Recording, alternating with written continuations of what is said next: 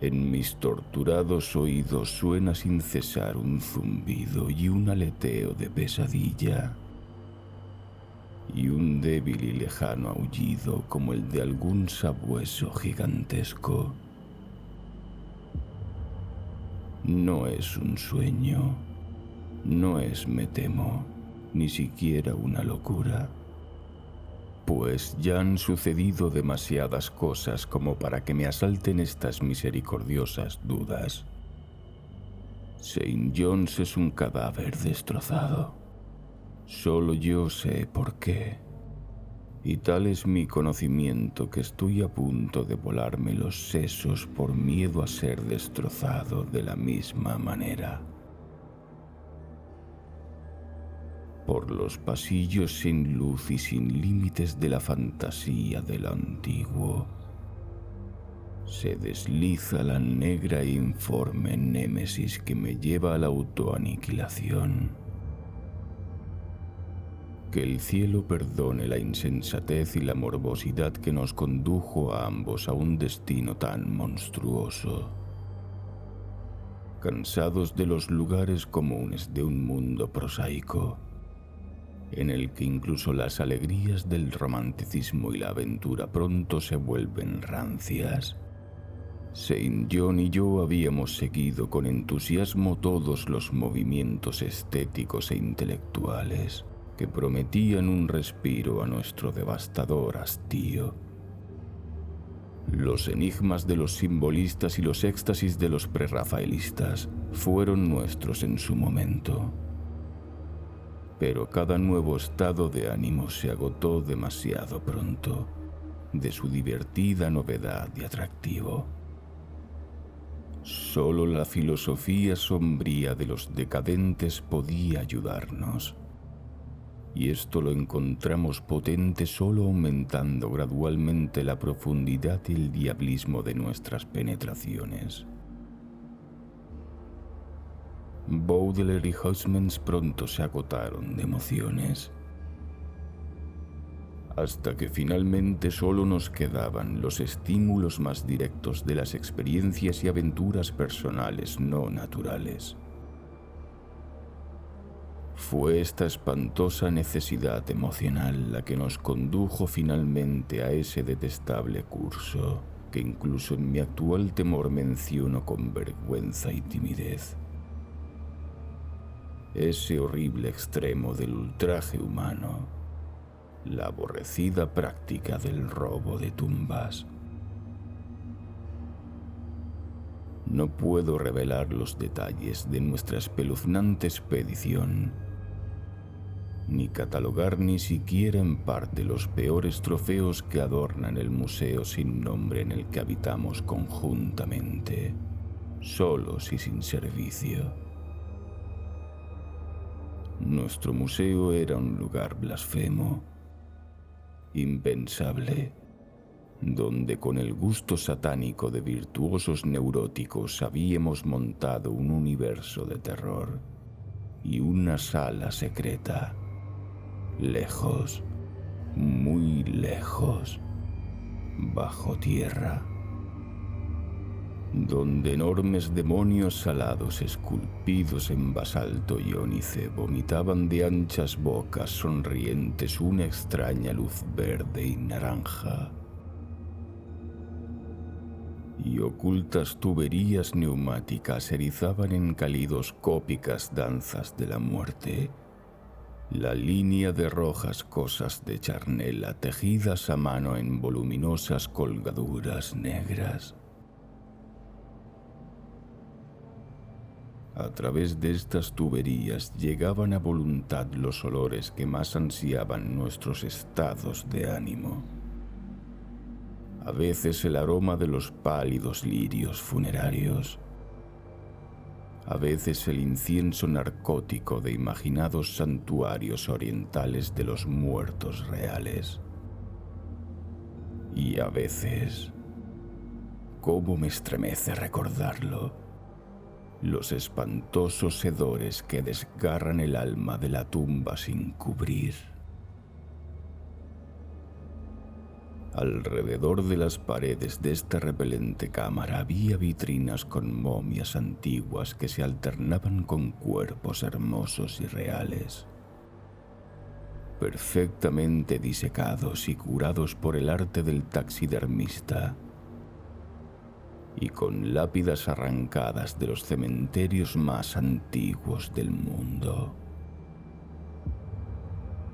Los nichos contenían cráneos de todas las formas y cabezas conservadas en distintos estados de disolución. Allí se podía encontrar las calvas podridas de nobles famosos y las cabezas carnosas y radiantemente doradas de niños recién enterrados. Había estatuas y pinturas, todas de temas diabólicos y algunas ejecutadas por Saint John y por mí. Un portafolio cerrado, encuadernado en piel humana curtida, contenía ciertos dibujos desconocidos e innombrables que se rumoreaba que Goya había perpetrado, pero no se atrevía a reconocer.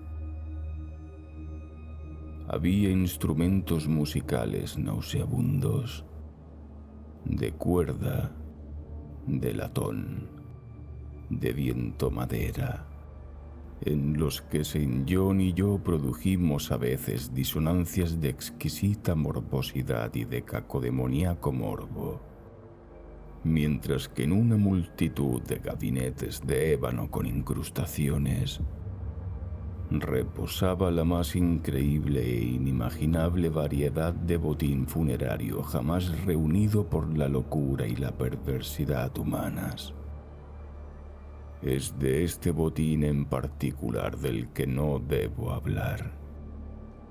Gracias a Dios, tuve el valor de destruirlo mucho antes de pensar en destruirme a mí mismo. Las excursiones depredadoras en las que recogíamos nuestros innombrables tesoros eran siempre acontecimientos artísticamente memorables. No éramos vulgares necrófagos, sino que trabajábamos solo bajo ciertas condiciones de humor, paisaje, ambiente, clima, estación y luz de la luna. Estos pasatiempos eran para nosotros la forma más exquisita de expresión estética, y dábamos a sus detalles un fastidioso cuidado técnico. Una hora inadecuada, un efecto de iluminación discordante o una torpe manipulación del césped húmedo destruirían casi totalmente para nosotros esa excitación extática que seguía a la exhumación de algún ominoso y sonriente secreto de la tierra. Nuestra búsqueda de escenas novedosas y condiciones picantes era febril e insaciable. Saint John era siempre el líder, y fue él quien guió el camino hasta aquel lugar burlón y maldito que nos trajo nuestra horrible e inevitable perdición. ¿Por qué fatalidad maligna fuimos atraídos a ese terrible cementerio de Holanda? Creo que fue el oscuro rumor y la leyenda, los cuentos de alguien enterrado durante 5 siglos, que había sido el mismo un ghoul en su tiempo y había robado una cosa potente de un poderoso sepulcro. Puedo recordar la escena en estos últimos momentos, la pálida luna otoñal sobre las tumbas, que proyectaba largas y horribles sombras, los grotescos árboles que caían hoscamente al encuentro de la hierba descuidada y las losas desmoronadas. las vastas legiones de murciélagos extrañamente colosales que volaban contra la luna, la antigua iglesia de hiedra que señalaba con un enorme dedo espectral el cielo lívido, los insectos fosforescentes que danzaban como fuegos de la muerte bajo los tejos en un rincón lejano, los olores de moho, vegetación y cosas menos explicables que se mezclaban débilmente con el viento nocturno procedente de pantanos y mares lejanos.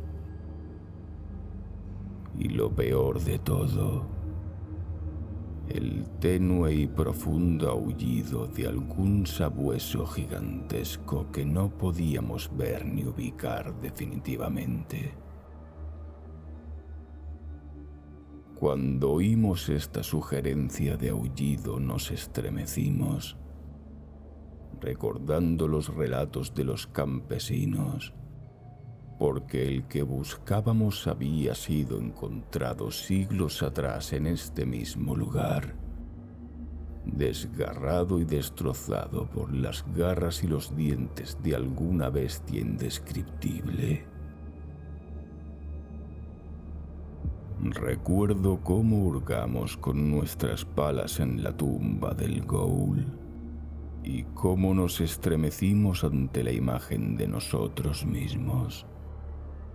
La tumba, la pálida luna vigilante, las horribles sombras, los grotescos árboles, los titánicos murciélagos, la antigua iglesia, las danzantes hogueras de la muerte, los enfermizos olores, el suave gemido del viento nocturno y los extraños y semioídos aullidos sin dirección de cuya existencia objetiva apenas podíamos estar seguros. Entonces dimos con una sustancia más dura que el moho húmedo y contemplamos una caja oblonga en descomposición, encontrada con depósitos minerales procedentes de la tierra no alterada durante mucho tiempo. Era increíblemente dura y gruesa, pero tan antigua que finalmente la abrimos y nos deleitamos con lo que contenía. A pesar de los 500 años transcurridos, quedaba mucho, sorprendentemente mucho, del objeto. El esqueleto, aunque aplastado en algunas partes por las mandíbulas de la cosa que lo había matado, se mantenía unido con una firmeza sorprendente, y nos regodeamos en el blanco y limpio cráneo y en sus largos y firmes dientes y en sus cuencas sin ojos, que en otro tiempo habían brillado con una fiebre de carnalidad como la nuestra. En el ataúd yacía un amuleto de curioso y exótico diseño, que aparentemente había sido llevado alrededor del cuello del durmiente. Era la figura extrañamente convencional de un sabueso alado agazapado, o de una esfinge con rostro semicanino, y estaba exquisitamente tallado a la manera oriental antigua en una pequeña pieza de jade verde. La expresión de sus rasgos era extremadamente repelente, con sabor a muerte, bestialidad y malevolencia. Alrededor de la base había una inscripción en caracteres que ni Saint John ni yo pudimos identificar. Y en la parte inferior, como un sello de fabricante, estaba grabada una grotesca y formidable calavera. Inmediatamente, después de contemplar este amuleto, supimos que debíamos poseerlo, que solo este tesoro era nuestro lógico botín de la tumba centenaria. Incluso si sus contornos nos hubieran resultado desconocidos, lo habríamos deseado. Pero al mirar más de cerca vimos que no era del todo desconocido.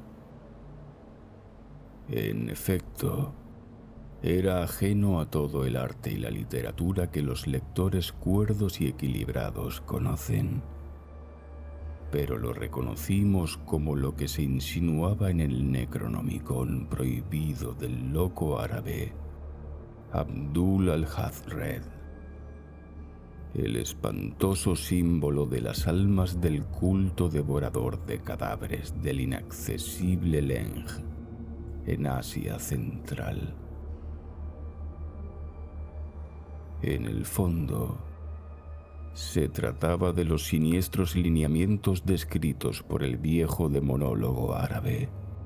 Lineamientos, escribió, extraídos de alguna oscura manifestación sobrenatural de las almas de los que vejaban y roían a los muertos. Agarrando el objeto de jade verde, echamos una última mirada al rostro blanqueado y de ojos cavernosos de su dueño y cerramos la tumba tal como la encontramos. Mientras nos apresurábamos a abandonar el abominable lugar, con el amuleto robado en el bolsillo de Saint John, nos pareció ver a los murciélagos descender en masa a la tierra que habíamos desvalijado tan recientemente, como si buscaran algún alimento maldito e impío. Pero la luna de otoño brillaba débil y pálida, y no podíamos estar seguros. Al día siguiente, mientras navegábamos desde Holanda hacia nuestro hogar, creímos oír el débil y lejano aullido de algún sabueso gigantesco en el fondo. Pero el viento otoñal gemía triste y débil, y no podíamos estar seguros. Menos de una semana después de nuestro regreso a Inglaterra, empezaron a suceder cosas extrañas. Vivíamos como reclusos, desprovistos de amigos, solos y sin sirvientes en unas pocas habitaciones de una antigua casa solariega, en un páramo sombrío y poco frecuentado, de modo que nuestras puertas rara vez se veían perturbadas por la llamada del visitante. Ahora, sin embargo, nos preocupaba lo que parecía ser un frecuente tanteo en la noche, no solo alrededor de las puertas, sino también alrededor de las ventanas, tanto superiores como inferiores. Una vez nos pareció que un cuerpo grande y opaco oscurecía la ventana de la biblioteca cuando la luna brillaba contra ella. Y en otras ocasiones nos pareció oír un zumbido o un aleteo no muy lejano. En todas las ocasiones la investigación no reveló nada, y empezamos a atribuir los sucesos a la imaginación, que aún prolongaba en nuestros oídos el débil y lejano aullido que creíamos haber oído en el patio de la iglesia de Holanda.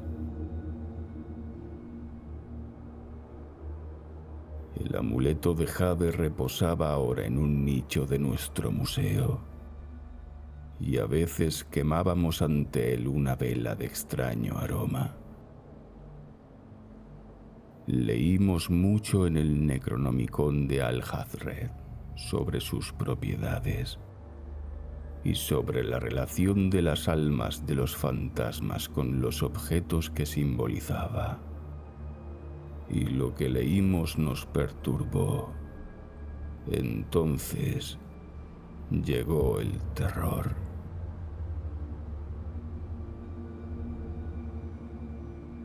En la noche del 24 de septiembre, oí que llamaban a la puerta de mi habitación. Creyendo que se trataba de Saint John, le pedí al que llamaba que entrara, pero solo me respondió una risa estridente.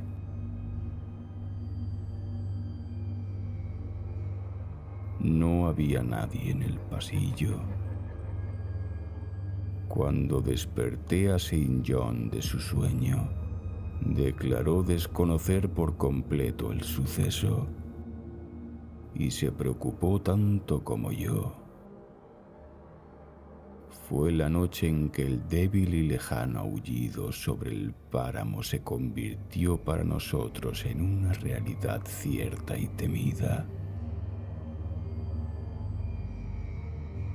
4 días después, mientras ambos estábamos en el museo oculto, se oyó un rasguño bajo y cauteloso en la única puerta que conducía a la escalera secreta de la biblioteca. Nuestra alarma se dividió, ya que, además de nuestro miedo a lo desconocido, siempre habíamos albergado el temor de que nuestra espeluznante colección fuera descubierta. Apagando todas las luces, nos dirigimos a la puerta y la abrimos de golpe. Entonces sentimos una inexplicable ráfaga de aire y oímos, como si se alejara, una extraña combinación de crujidos, tintineos y charlas articuladas. No intentamos determinar si estábamos locos, soñando o en nuestros cabales. Solo nos dimos cuenta, con la más negra de las aprensiones, de que el parloteo aparentemente incorpóreo era sin duda en lengua holandesa. Después de eso, vivimos con creciente horror y fascinación. La mayor parte de las veces nos aferrábamos a la teoría de que nos estábamos volviendo locos de forma conjunta por nuestra vida de excitaciones antinaturales. Pero a veces nos complacía más dramatizar como víctimas de alguna fatalidad rastrera y espantosa. Las manifestaciones extrañas eran ahora demasiado frecuentes para contarlas. Nuestra solitaria casa parecía vivir con la presencia de algún ser maligno cuya naturaleza no podíamos adivinar. Y cada noche, ese aullido demoníaco rodaba por el páramo azotado por el viento, cada vez más fuerte.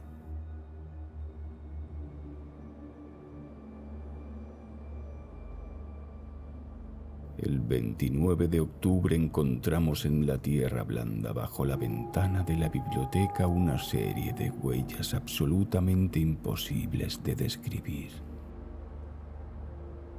Eran tan desconcertantes como las hordas de grandes murciélagos que rondaban la vieja mansión en un número creciente y sin precedentes.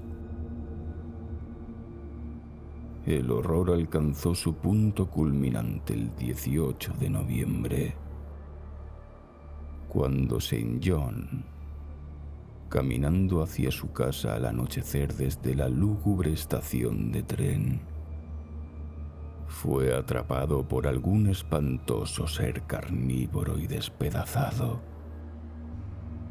Sus gritos llegaron a la casa y yo me apresuré a llegar a la terrible escena a tiempo de oír un zumbido de alas y ver una vaga cosa negra y nublada que se perfilaba contra la luna creciente. Mi amigo se estaba muriendo cuando le hablé y no podía responder coherentemente. Lo único que pudo hacer fue susurrar: el amuleto. Esa maldita cosa. Luego se desplomó, una masa inerte de carne destrozada. Lo enterré a la medianoche siguiente en uno de nuestros descuidados jardines y murmuré sobre su cuerpo uno de los rituales diabólicos que había amado en vida. Y mientras pronunciaba la última frase demoníaca, oí a lo lejos, en el páramo, el débil aullido de algún sabueso gigantesco. La luna había salido, pero no me atreví a mirarla.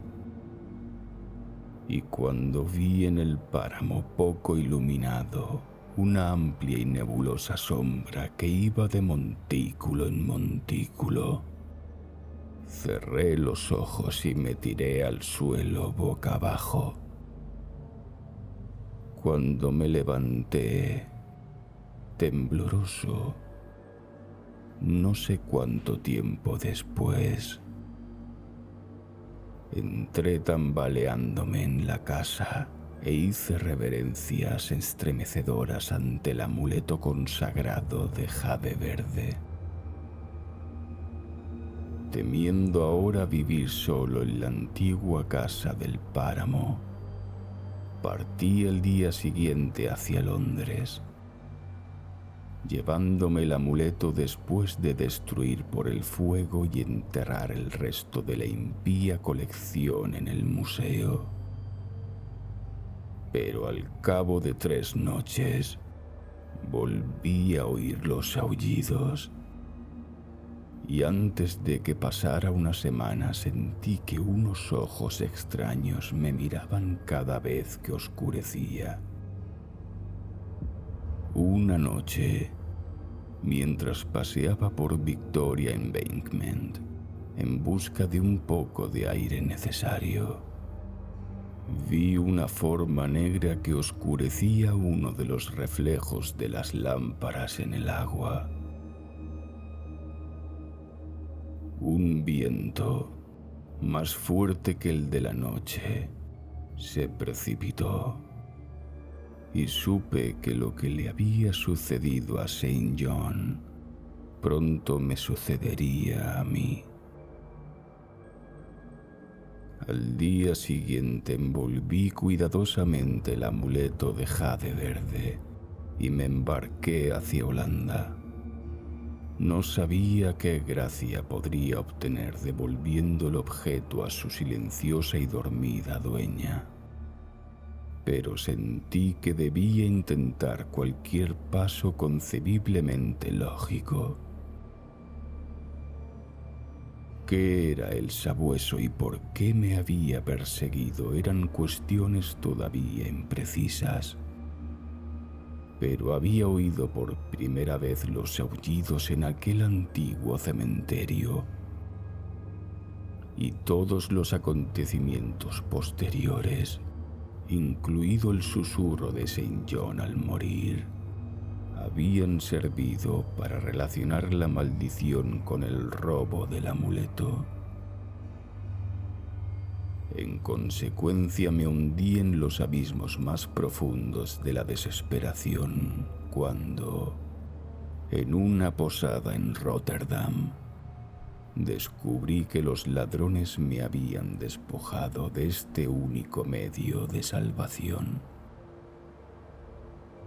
Aquella noche los aullidos fueron muy fuertes.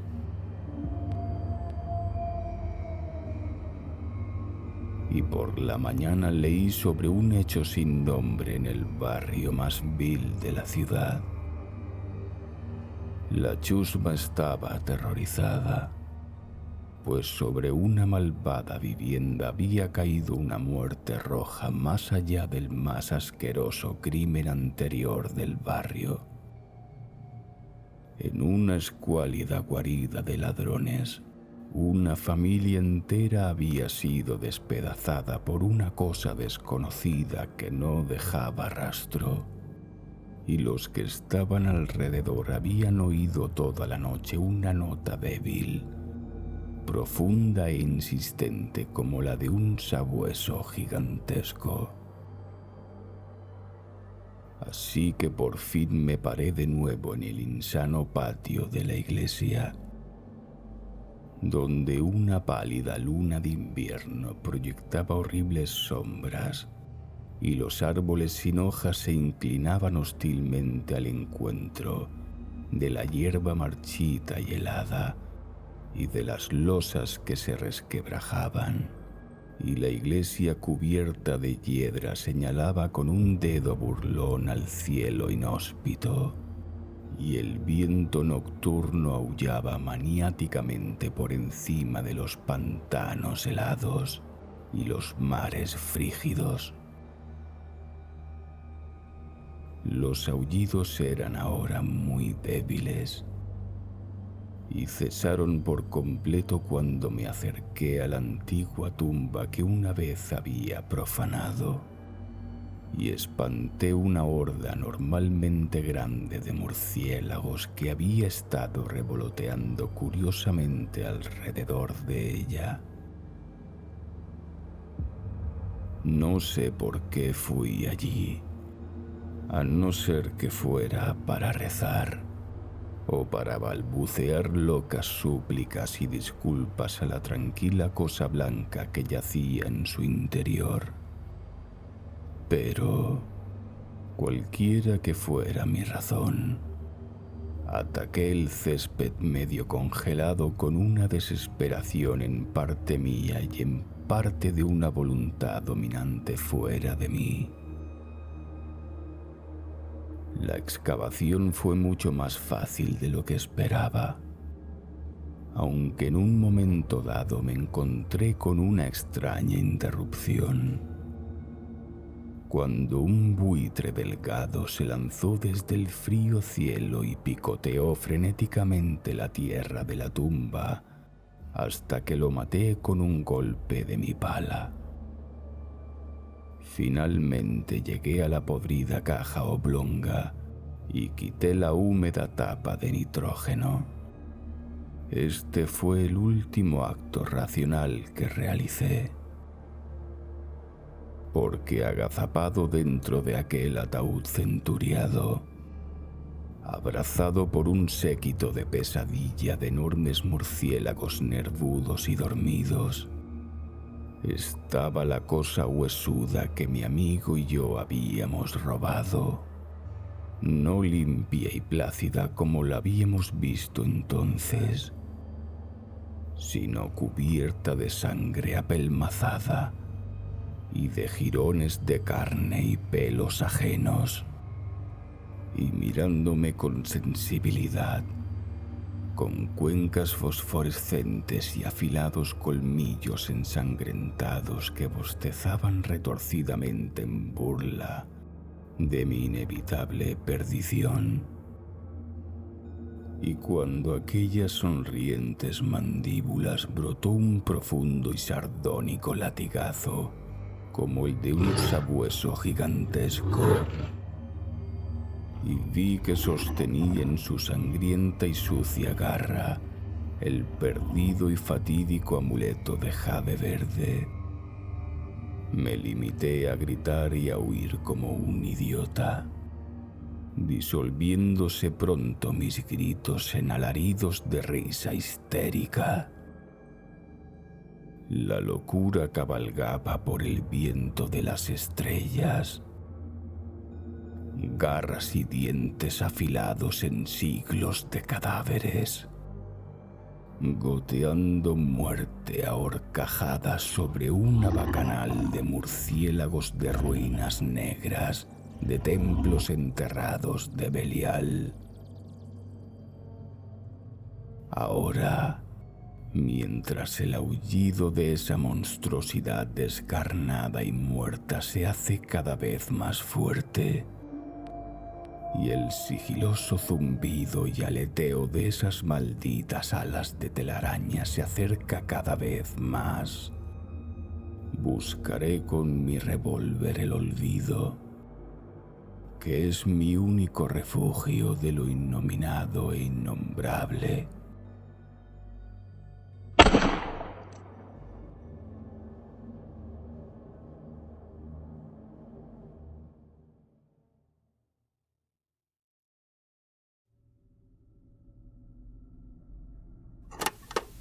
Si te ha gustado este relato, no olvides darle like, dejar un comentario y compartir con otros amantes del terror. Suscríbete y activa la campanita para no perderte ninguna de nuestras próximas narraciones. Recuerda, en la oscuridad siempre hay más por descubrir. Nos vemos en la próxima historia de terror.